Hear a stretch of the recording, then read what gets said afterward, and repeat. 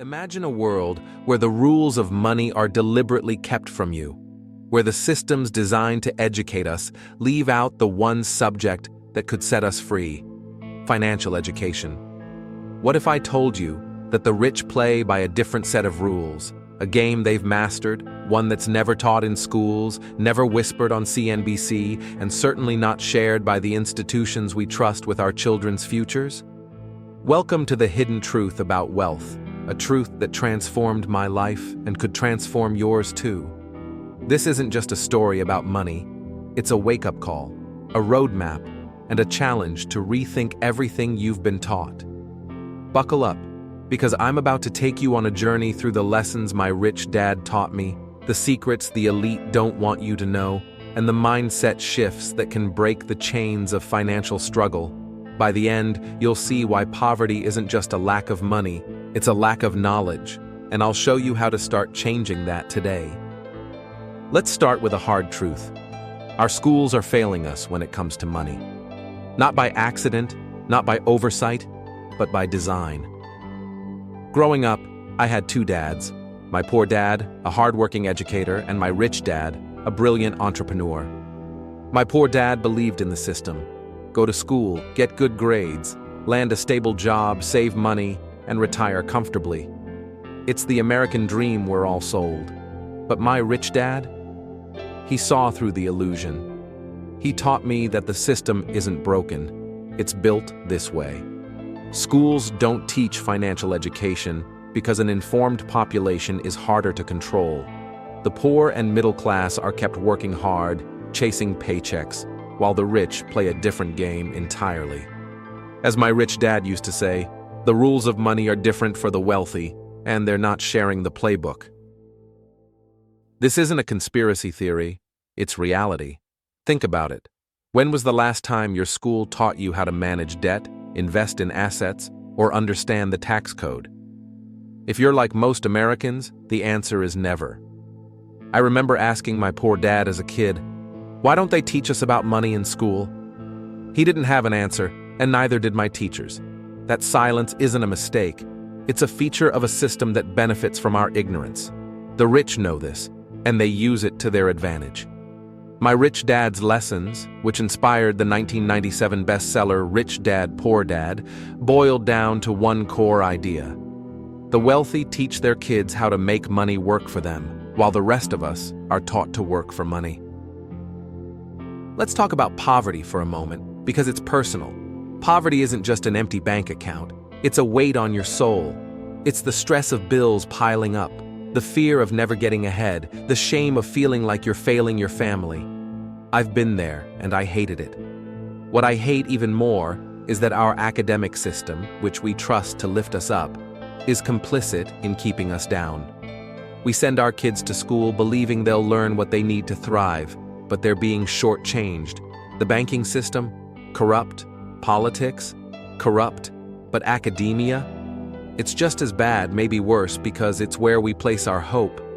We're told to trust the system, but the system isn't teaching our kids how to escape the rat race. It's training them to run faster in it.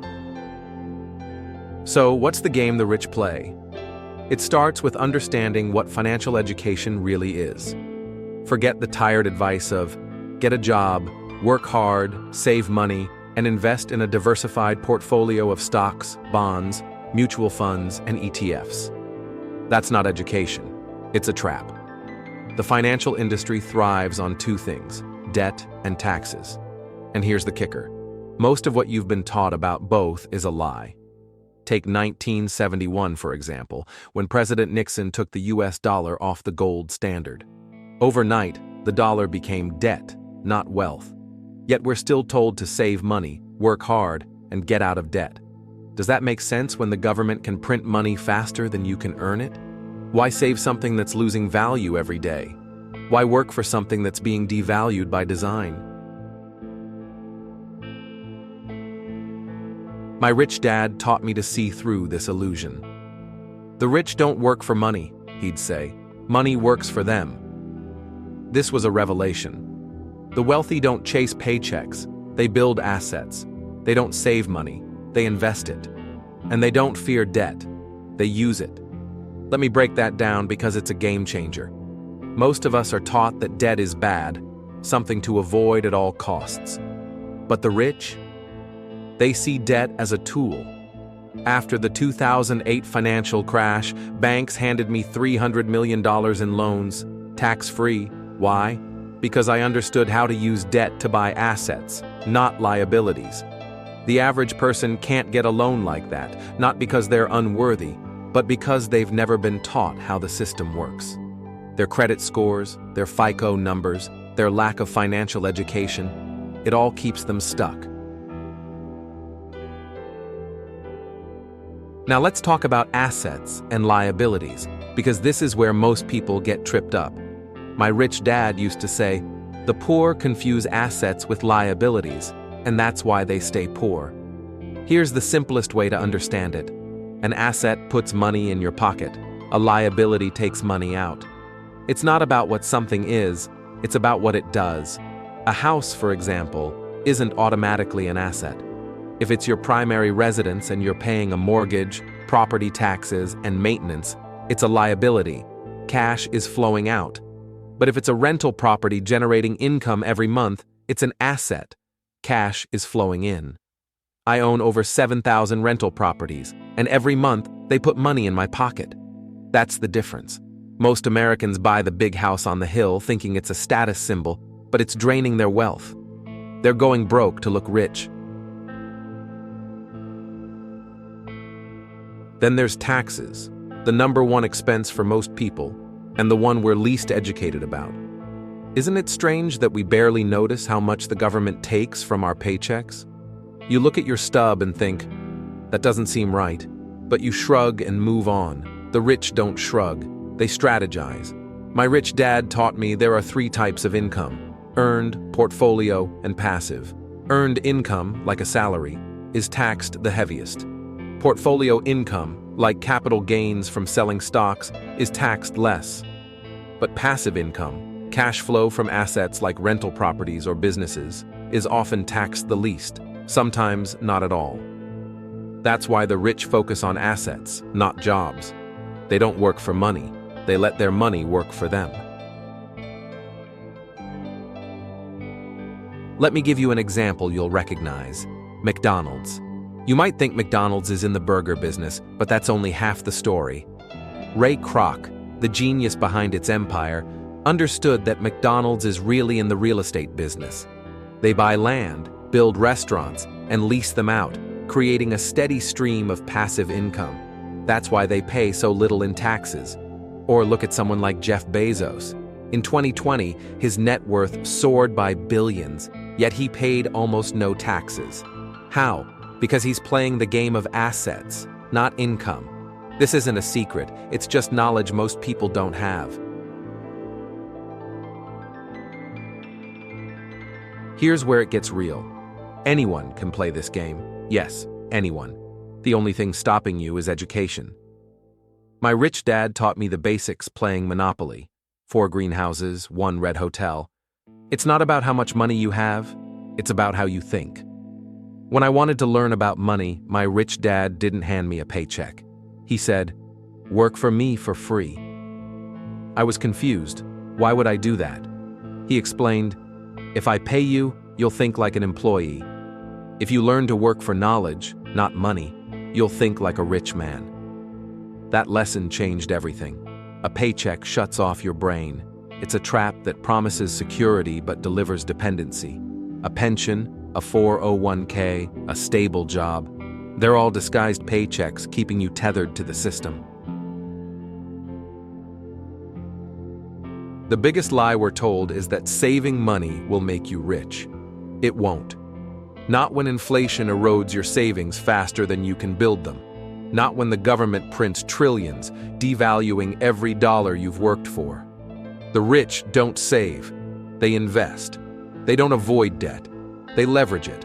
And they don't say, "I can't afford it." Instead, they ask, "How can I afford it?" That question is a mindset shift. It forces you to think creatively, to seek solutions, to take risks. When I borrowed $300 million, I didn't start with that kind of credit. I got rejected over and over. But every time a bank turned me down, I asked, why? I learned from their feedback, fixed my financials, and went back. Rejection wasn't failure. It was education. This brings me to one of the most powerful lessons. Poverty isn't just financial, it's mental. It's passed down not through genetics, but through mindset. My poor dad used to say, "I can't afford it," all the time. "You think I'm made of money?" He'd snap when I asked for something. It wasn't his fault. He was a product of the system, a school teacher who believed hard work was enough. But my rich dad? He never said, "can't." He'd challenge me. "How can you make it happen?" That difference in language shaped my destiny. Words have power. They become reality. If you say, "I can't enough," you'll believe it. But if you start asking, "How can I?" you'll find answers. Mistakes are another key to wealth. Most people are terrified of failing, but the rich embrace it. Every mistake I've made, and trust me, there were plenty, taught me something. Real estate didn't make me rich. The lessons I learned from it did. You don't need money to make money. You need knowledge. When I hit rock bottom, broke and struggling, I could have given up. But I got the message. Keep learning, keep growing, keep asking, "How can I?" That's when my life changed. The richer I got, the less I needed money, because I'd learned how to use systems, debt, assets, taxes, to create wealth. So, what's the lesson here? Financial freedom isn't about luck or privilege. It's about education and action. The system won't hand you the answers. You have to seek them. Start small. Read books like Rich Dad, Poor Dad, listen to podcasts, find mentors who've walked the path. Stop saying "I can't" and start asking "How can I?" Surround yourself with people who challenge you to think bigger. And most importantly, don't be afraid to make mistakes. They're your best teachers. Now, I want to hear from you. What's one thing you've learned about money that school never taught you? Drop it in the comments below. I read everyone, and I love hearing your stories. If this resonated with you, share it with someone who needs to hear it. Spread the knowledge, because the more of us who understand the game, the harder it is for the system to keep us down. And if you want more insights like this, follow the channel. We're just getting started. Together, we can rewrite the rules and build a future where financial freedom isn't a dream, it's a reality.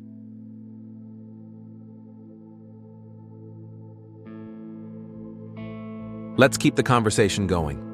What's your next step toward financial education? Share it, and let's inspire each other to break free.